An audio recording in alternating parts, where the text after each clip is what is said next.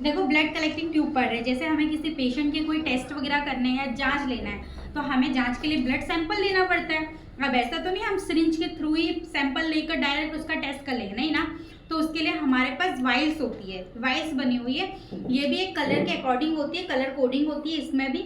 और किसी भी पेशेंट का जब हम ब्लड लेते हैं और सैंपल लेते हैं फिर उस वाइल्स में डालते हैं, उसमें काफ़ी टेस्ट होते हैं, अलग अलग टेस्ट के लिए अलग अलग वाइल्स बनी हुई है, तो हम उसके बारे में पढ़ रहे हैं, ठीक है।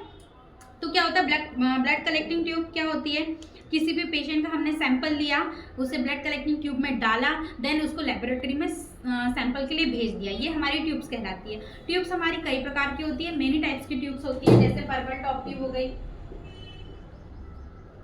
Types of blood collecting tube. देखो ब्लड कलेक्टिंग ट्यूब बहुत प्रकार की होती है।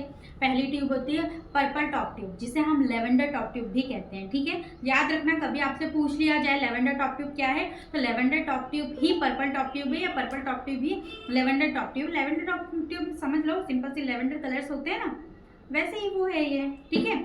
इसके अलावा पिंक टॉप ट्यूब होती है, ब्लैक टॉप ट्यूब होती है, ग्रीन टॉप ट्यूब होती है, डार्क ग्रीन टॉप ट्यूब होती है, लाइट ग्रीन टॉप ट्यूब होती है, ऑरेंज टॉप ट्यूब होती है, व्हाइट टॉप ट्यूब होती है। इस टाइप से हमारी पूरी 11 टॉप ट्यूब होती है। इनके अलग अलग यूजेज हैं, इनके अलग अलग प्रकार से और अलग अलग टेस्टेज हैं जो हम इन टॉप ट्यूब्स में करते हैं।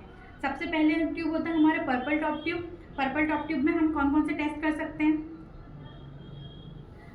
ESR कर सकते हैं, CBC कर सकते हैं, रेटिक्लोसाइट टेस्ट कर सकते हैं, PTH कर सकते हैं, है ना, मोनोस्पॉट टेस्ट कर सकते हैं। हम बहुत सारे टेस्ट है जो हम पर्पल टॉप ट्यूब के अंदर करते हैं, ठीक है। उसमें से CBC क्या होता है हमारा, कंप्लीट ब्लड काउंट। इसमें हमारा